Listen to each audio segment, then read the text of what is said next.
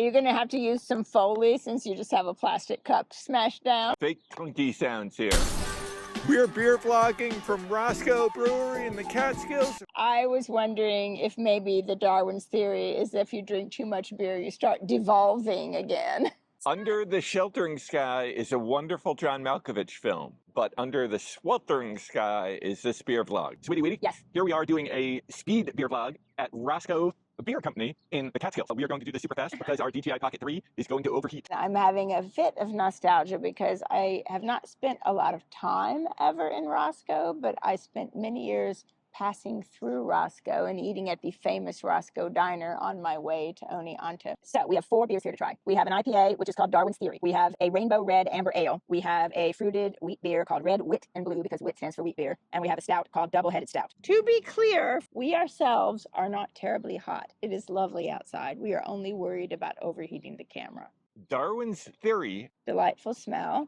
Very nice and hazy. Very mellow colored.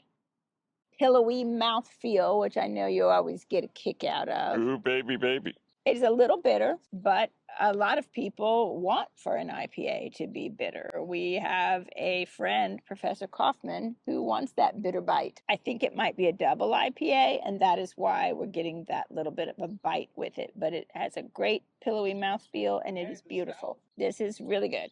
Darwin's Theory at Roscoe Beer Company, Roscoe, New York, Catskills. Darwin's Theory.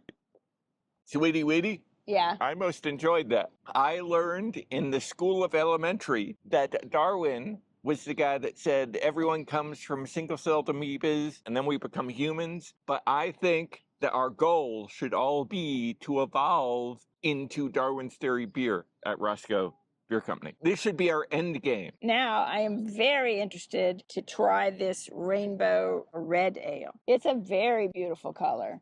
Smells delicious. Smells roasty and toasty and caramelly. Oh, yes, that is lovely. There is a little tiny bit of a bitter after bite, but mostly it's deliciously a toffee nuttiness, which makes it sound like it's very sweet, but it's not. It is delicious. If I was going to order more of something, I would probably get this Rainbow Red Ale at Roscoe Beer Company, Roscoe, New York, Catskills.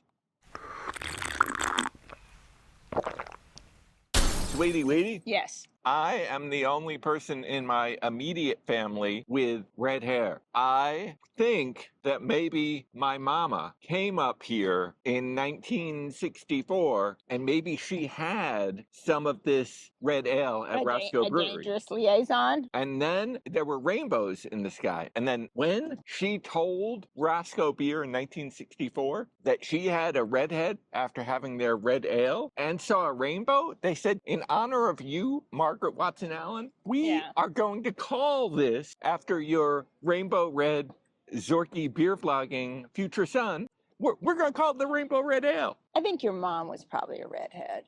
Yeah, so you should quit saying you were from the Postman. Okay, this, I'm very curious. Look at that nice foam. This is a wit beer. It smells a little bit like a sour. It's called Red Wit and Blue, like red, white, and blue. The blueberries really coming through. It has a very sort of lightness to it and a little, just like a note of sourness. And then you get sort of a splash of the blueberry flavor. Red Wit and Blue at Roscoe Beer Company. Sweetie Weetie? Yes. I most enjoyed that. As just discussed, I was born red. And I evolved directly off Roscoe Beer Company in that whole thing we just talked about. I started out red because of Roscoe Beer.